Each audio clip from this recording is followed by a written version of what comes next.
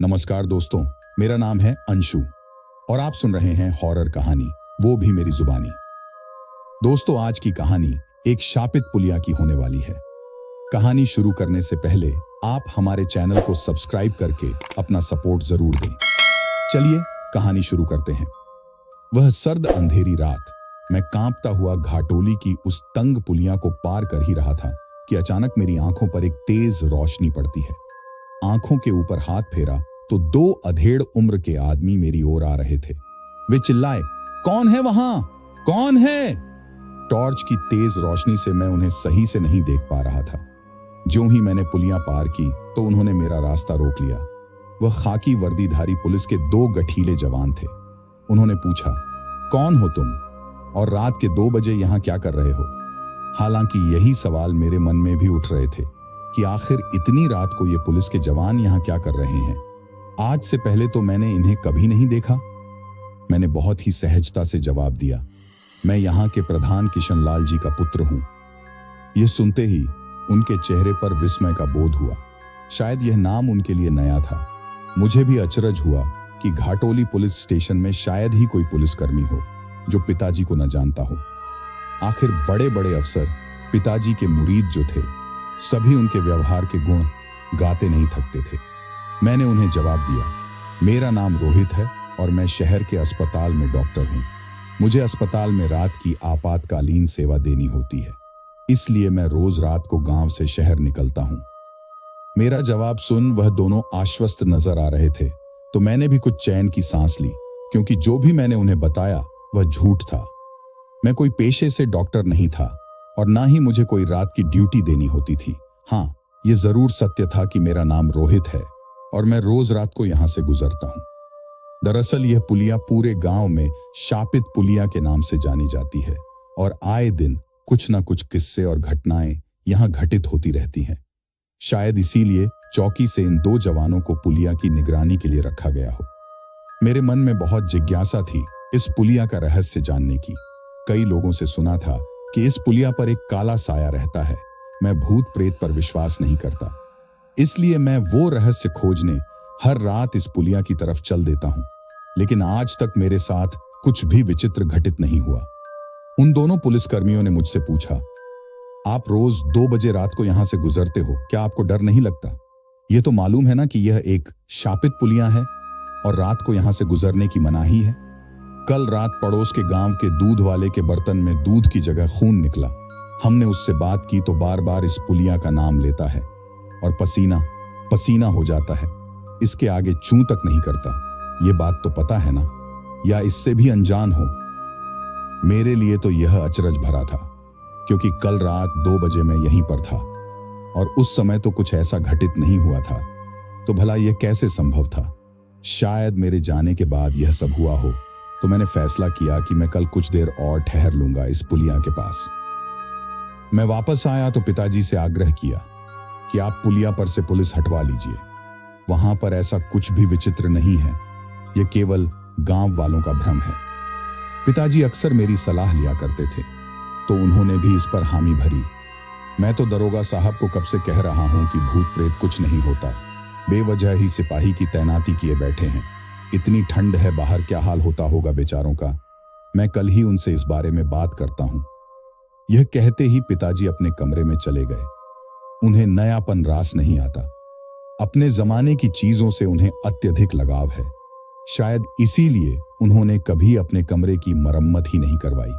सुबह पिताजी police station गए और पुलिया से पुलिस हटवा कर ही वापस लौटे। दरोगा जी बहुत सम्मान करते हैं पिताजी का, तो बात मान ही ली। दरोगा जी भी बड़े सज्जन इंसान हैं। मेरी उनसे मुलाकात 4 या 5 बार हो चुकी होगी, लेकिन जितनी बार भी मैं उनसे मिला, उनके व्यक्तित्व ने मुझे प्रभावित अवश्य किया। अब मैं खुश था, क्योंकि पुलिया पर से कानूनी निगरानी हट चुकी थी और मैं स्वतंत्र होकर उस रहस्य को खोज सकता था। अब इंतजार था तो बस आज की रात का। आज तो मैंने पूरा मन बना ही लिया था कि उस काले साए की अफवाह को दूर करके ही दम लूंगा। मैं बचपन से ही जासूसी किताबें पढ़ने का शौकीन था, इसलिए मेरे लिए यह नई बात नहीं थी। आखिरकार शाम का समय हुआ। माँ ने मेरे छोटे भाई और पिताजी को खाना खिलाया। मैंने और माँ ने भी कुछ देर बाद खाना खा लिया। और सब एक साथ सो गए। ठंड इतनी थी कि कुछ देर तक तो पैर गर्म ही नहीं होते थे।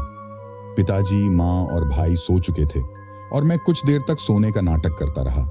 थोड़ी देर बाद आराम से कंबल सरकाकर आहिस्ता आहिस्ता दरवाजे की कुंडी खोलने लगा, लेकिन कमबख्त गिलास को भी अभी ही गिरना था। पिताजी चिल्लाए, कौन है वहां? कौन है? मां गुस्से में बोली, अरे तुम भी ना, सो जाइए चैन से। अब यही काम रह गया कि रात को बिल्ली से जाकर लड़ूं। इतनी अच्छी नींद आ रही थी। सत्यानाश, सो जाइए। मेरी हृदय गति तो बस रुकने को थी कि दोनों दोबारा सो गए। मैंने सावधानी से दरवाजे की कुंडी खोली और बाहर आ गया। आज मुझे उस रहस्य को जानने से कोई नहीं रोक सकता था। मैं एक छोटा सा टार्च लेकर पुलिया को जाने वाले रास्ते की ओर निकल पड़ा। इस रास्ते पर मैं काफी समय से जाता रहा था, लेकिन आज कुछ अलग ही सन्नाटा पसरा था। रास्ते की 2-4 झुग्गियां जिनमें लाइट हमेशा जली रहती थी, आज वह भी नहीं जगमगा रही थी। एकदम सन्नाटा और घना काला अंधेरा। सन्नाटा इतना कि मैं अपनी सांसों की आवाज तक को सुन सकता था। मेरी सांसें, मेरे चलने की आवाज और रात्रि के कीड़ों की सरसराहट, जैसे तैसे मन ही मन गाना गाता मैं पुलिया तक पहुंच ही गया। घड़ी पर देखा तो लगभग 2 बजे थे। मैं मुश्किल से यहां आधा घंटा रुकता था और चला जाता था, लेकिन आज मैं यह गलती नहीं दोहराने वाला था। पुलिया के एक किनारे पर सहारा लिया और कमर लगाकर बैठ गया। ठंड बहुत थी, इसलिए मैं सिकुड़कर ही बैठा रहा। किसी प्रेत आत्मा से अधिक डर तो मुझे जंगली जानवरों का लग रहा था। यह कुछ खुला क्षेत्र था जिसमें कोई भी जानवर मुझे आसानी से देख सकता था। मैंने साहस जुटाया और कुछ गाने मन ही मन में गाने लगा। घड़ी पर देखा तो 3 बजने को था। अब तो सब्र भी मेरी परीक्षा लेने लगा था। मैंने वापस जाने का निर्णय लिया और इसे लोगों का भ्रम समझकर घर की ओर चलने को उठा ही था कि अचानक मेरे कानों ने एक अजीब सी सरसराहट सुनी। मैंने पीछे मुड़कर देखा तो कुछ भी नहीं था। पहले तो मैंने इसे किसी छोटे जानवर की सरसराहट समझा, लेकिन धीरे धीरे यह और नजदीक से आने लगी। मैंने अपनी मुट्ठी कस ली। मेरा पूरा चेहरा पसीने से तर हो आया था। अब मैं स्वीकार कर सकता हूं कि मैं बहुत ज्यादा डर गया था। मन में शंका थी कि यह कोई जानवर है या कुछ और। मैंने एक पत्थर उठा लिया। कौन है? कौन है वहां? जो भी है, सामने आओ। मैं तुमसे नहीं डरता। आओ, मेरा सामना करो, मैंने कांपते हुए कहा। मैं जैसे ही सरसराहट के कुछ नजदीक जाता तो वही सरसराहट किसी दूसरी दिशा से आने लगती। अब तो वहां से भागने के सिवा मुझे कुछ नहीं सूझ रहा था। सरसराहट बंद हुई तो पुलिया के नीचे से किसी लड़की की रोने की आवाज सुनी। वह आवाज किसी लड़की की थी या औरत की, ये समझने का समय मेरे पास नहीं था और ना ही दिमाग इतना सोच पा रहा था। मैं तो बस पुलिया के ऊपर चढ़कर उसे नीचे की ओर ढूंढने लगा।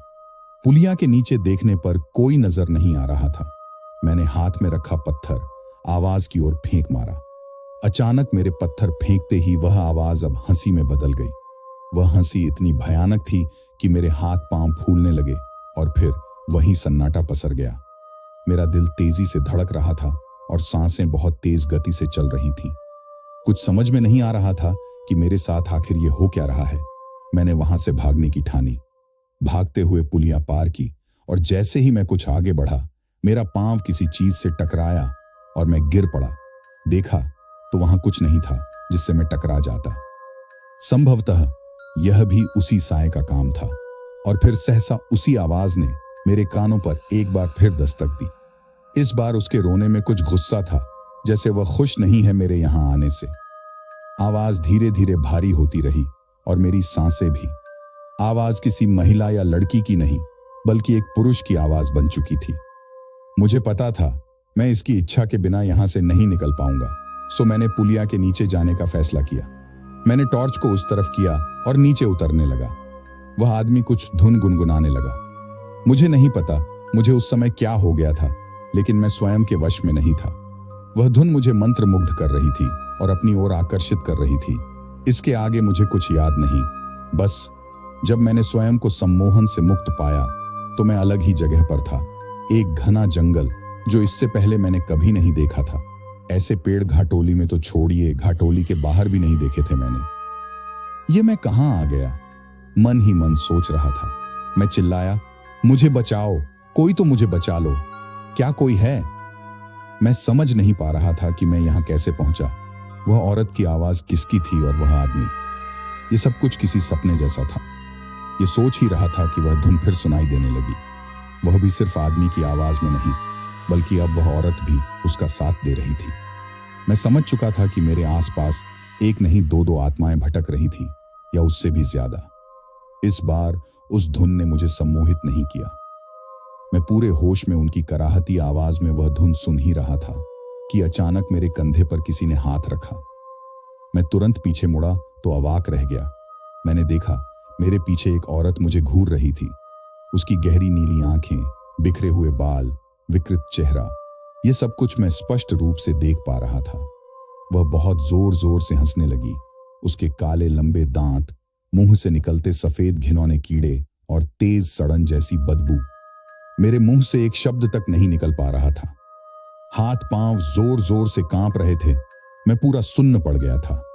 उसकी तेज शैतानी हंसी मानो मेरे कानों को चीर रही थी कि अचानक वह रुकी। उसकी आंखें अब सामान्य थीं और वह सब कुछ जो मुझे भयावह लग रहा था।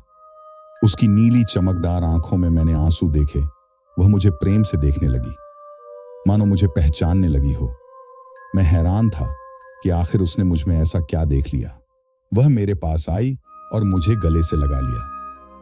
यह उसकी कोई शैतानी चाल हो सकती थी, इसलिए मैं सतर्क था, और सतर्क ना भी होता तो भी भला क्या कर लेता। उससे लड़ पाना तो वैसे भी मेरे लिए संभव नहीं था। मुझे तो यह उसकी कोई शैतानी चाल ही लग रही थी। वह मुझे गले लगाकर रो ही रही थी कि एक दूसरा साया मेरे चारों ओर तेजी से घूमने लगा। मैं उसे महसूस कर सकता था। उसने एक झटके में मुझे कुछ दूर पटक दिया। मेरे हाथ और कमर पर बहुत तेज चोट लग गई थी।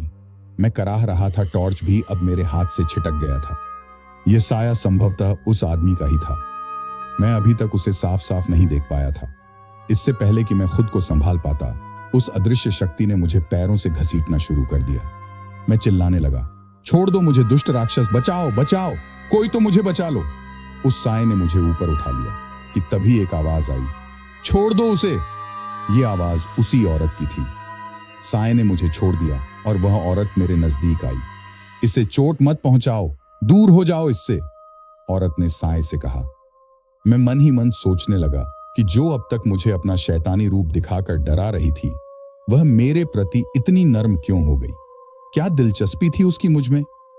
उसने मेरी आंखों में कुछ देर देखा, मेरे गले से मेरा लॉकेट उखाड़ा और उसे गौर से देखने लगी। वह साया भी अब अपने असल रूप में आ गया। सिर पर पगड़ी, झुर्रीदार त्वचा, आंखों में आंसू और बदन पर धोती कुर्ता। अच्छा हुआ कि उसने मुझे अपना विकृत रूप नहीं दिखाया, अन्यथा इस बार तो मैं हृदयघात से ही मर जाता। उन्हें मेरे लॉकेट में रुचि थी या लॉकेट में लगी हुई मेरे पिताजी की तस्वीर से। मैं कुछ समझ नहीं पा रहा था कि आखिर ये लोग हैं कौन और क्या चाहते हैं मुझसे। ये लॉकेट तुम्हें कहां से मिला? तुम रोहित हो ना तुम मेरे रोहित?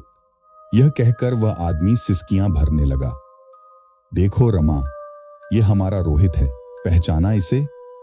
उसकी आंखों में खुशी के आंसू थे और कुछ खो देने का गम भी। वह औरत मेरे पास आई और मेरे गालों पर हाथ फेरते हुए बोली, मैं तो पहले ही पहचान गई थी अपने बच्चे को, जब मैंने इसके गले में ये लॉकेट देखा। यह कहते ही अचानक उसके चेहरे पर गुस्सा नजर आया। मैं नहीं भूल सकती वो काली रात। तुम्हें हमें आजाद कराना होगा। तुम्हारे अलावा ये कोई नहीं कर सकता मेरे बच्चे। मैंने तुम्हारे भीतर वह साहस देखा है। तुम हमें मुक्ति दिलाओगे। याद रखना, वह धुन और जय हिंद। अचानक एक तेज रोशनी आई और वह दोनों गायब हो गए। इतना ही देख पाया था मैं, और अगले ही पल मैंने खुद को शहर के अस्पताल में पाया। वही अस्पताल जहां का डॉक्टर बनने का झूठ मैंने उन दोनों पुलिसकर्मियों को बताया था। मेरी कमर पर और हाथ पर पट्टी लगी थी। सामने गांव के 2-4 लोग और पड़ोस के काका खड़े थे, और दूर खिड़की के पास खड़े पिताजी चिंतित और परेशान लग रहे थे। काका चिल्लाए, अरे किशनिया, जल्दी आओ, होश आ गया अपने रोहित को।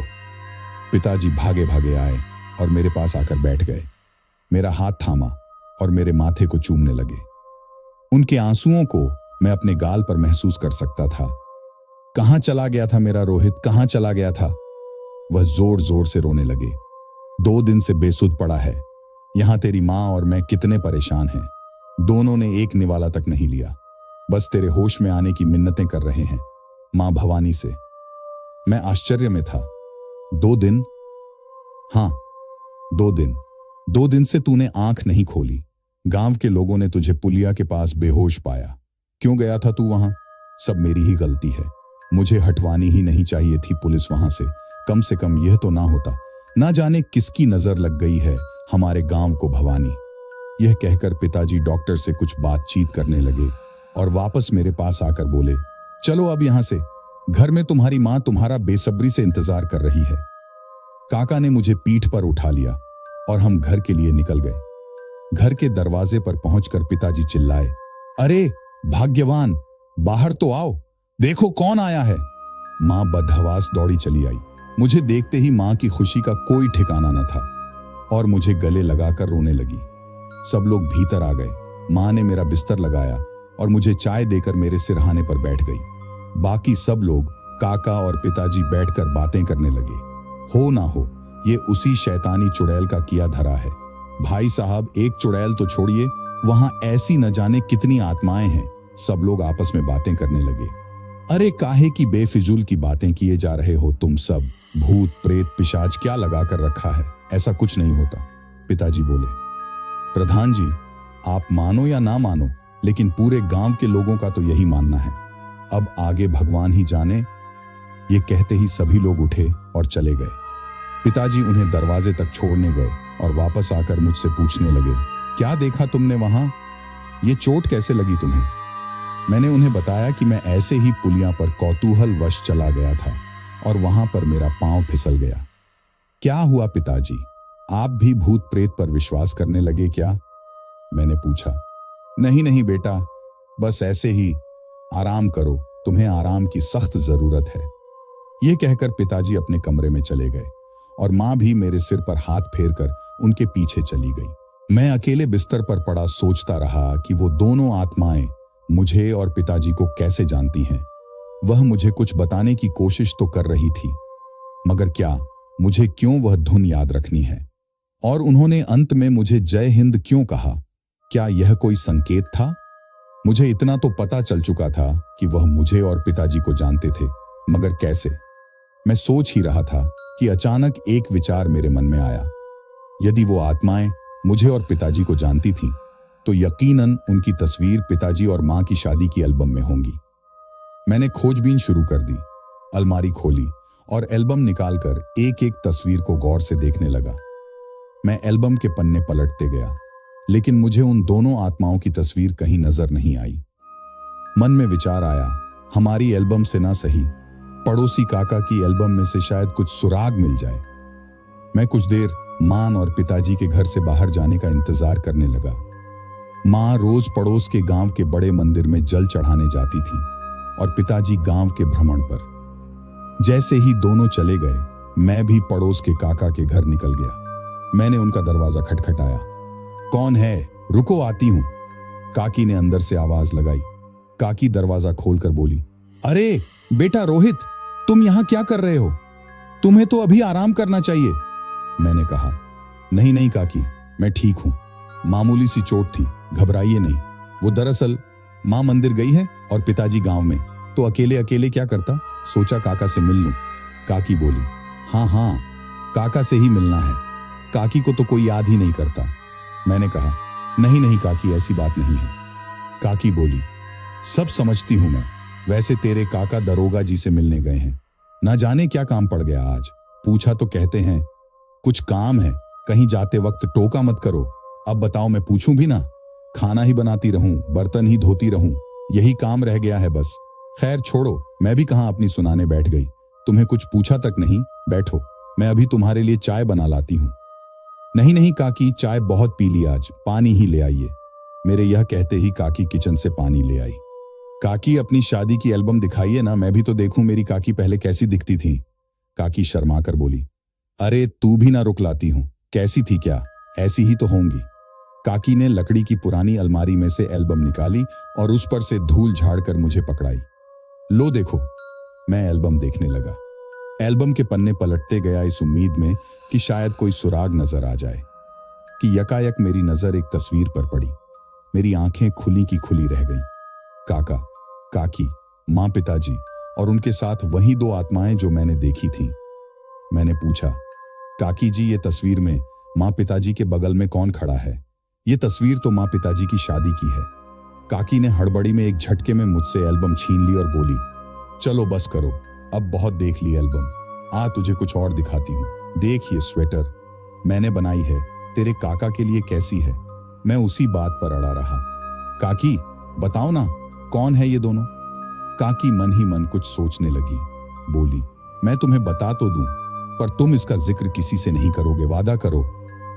हाँ हाँ, नहीं बताऊंगा किसी को भी। ठीक है, बताती हूं। ये पगड़ी और धोती कुर्ते में तेरे दादाजी और लाल साड़ी वाली तेरी दादी जी। मैं भौंचक्का रह गया। मेरे पैरों तले तो मानो जमीन खिसक गई। दादा दादी? ये थे मेरे दादा दादी? मैं दौड़ा दौड़ा अपने घर चला आया। अरे कहां चला? खाना तो खा कर जा, काकी चिल्लाई।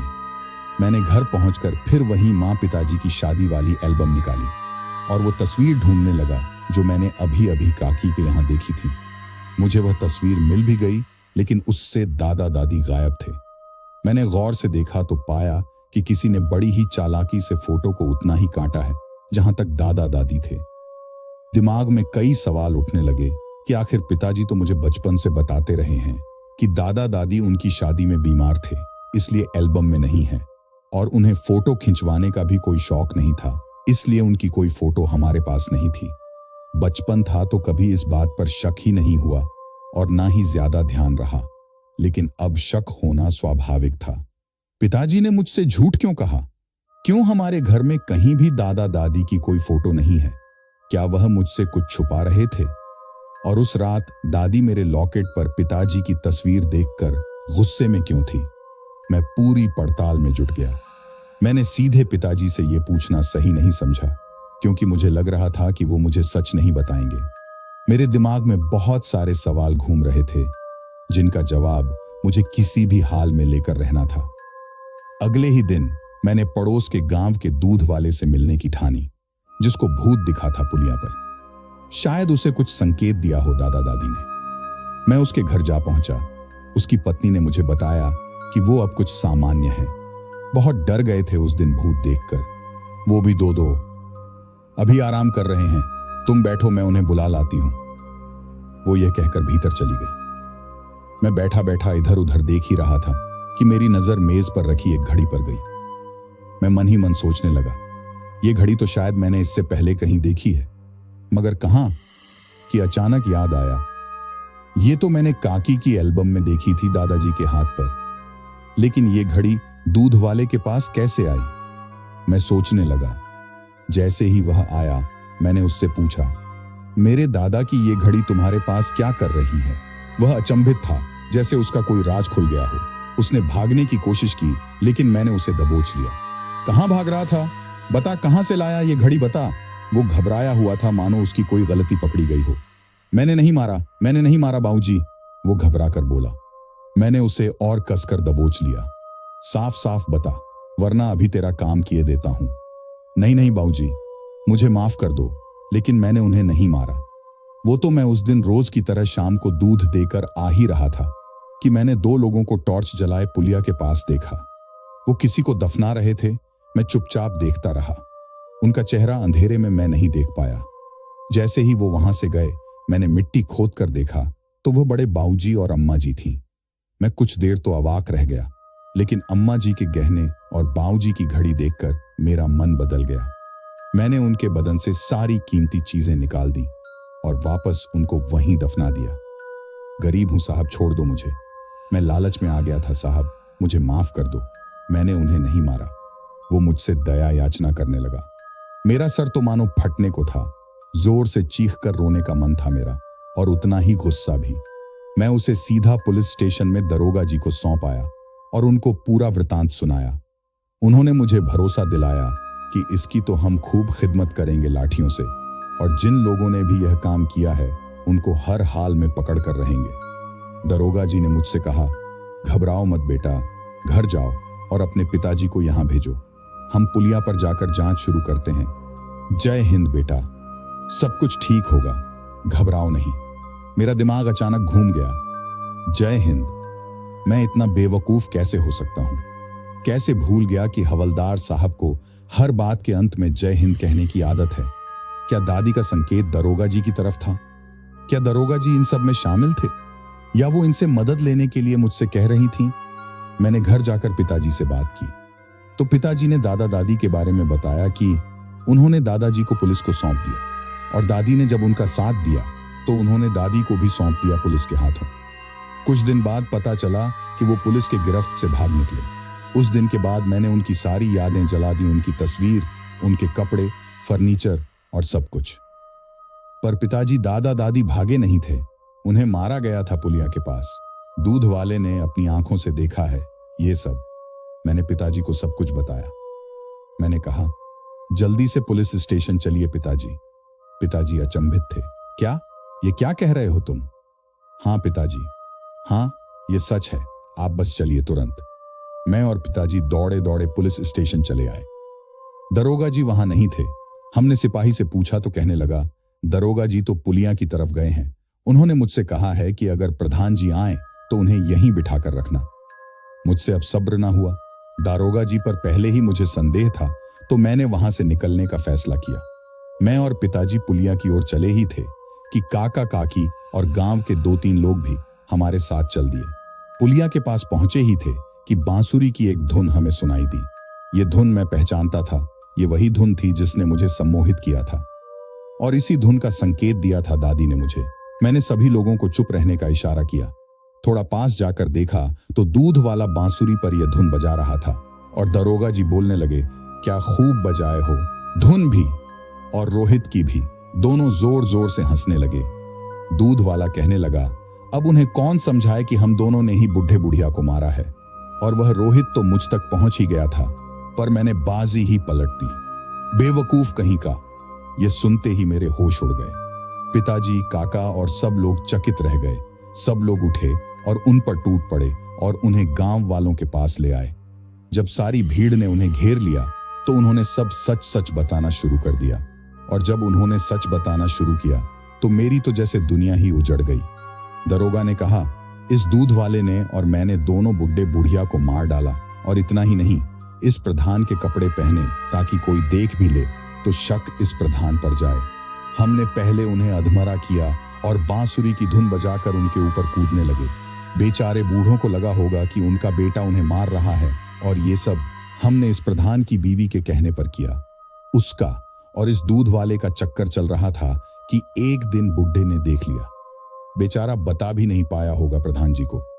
बूढ़े ने बहुत चेताया भाभी जी को कि मैं बोल दूंगा, सुधर जाऊं, अभी भी मौका है। लेकिन बूढ़े को क्या पता था कि मौका तो अब उसके पास नहीं है सांस लेने का।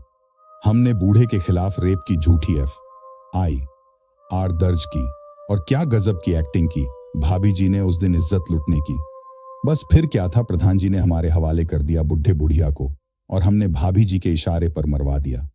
पूरा 7 करोड़ देने वाली थी वो मुझको, और इसका तो फायदा था ही बस। फिर क्या था, मार डाला। सब के सब दंग रह गए। मैं और पिताजी तो रो रो कर बेहाल थे। शहर से पुलिस आई और दूध वाले को, दरोगा को और मां को लेकर चली गई। मां की आंखों में प्रतिशोध की ज्वाला साफ नजर आ रही थी। मैं और पिताजी एक दूसरे के गले लगकर रोने लगे कि तभी एक तेज रोशनी चमकी। दादा और दादी हम सबके सामने थे। पिताजी जमीन पर गिर पड़े। मुझे माफ कर दो मां, माफ कर दो पिताजी, मुझसे भूल हो गई। दादा दादी ने उन्हें उठाया, उनके आंसू पोंछे और कहने लगे, भूल तो बेटा हमसे हो गई, जो हमने सोचा कि तुमने हमें मारा है। अब हम शांति से मुक्ति पा सकेंगे। सत्य की राह पर चलना, अन्याय का सामना करना। हमें तुम पर नाज है रोहित, अपने पिता का ख्याल रखना। किशन, तुमने हीरा पाया है, इसे संजो कर रखना। और एक तेज रोशनी के साथ वो दोनों गायब हो गए। दोस्तों, कमेंट में बताओ कि यह कहानी आपको कैसी लगी, और अगर आपने अभी तक हमारे चैनल को सब्सक्राइब नहीं किया है तो जल्दी से सब्सक्राइब कर लो। और हाँ, कमेंट में अपना नाम जरूर लिखें, जिससे मुझे पता चल सके कि कौन कौन हमारी कहानी सुन रहा है। तो दोस्तों, फिर मिलेंगे एक और नई कहानी के साथ। धन्यवाद।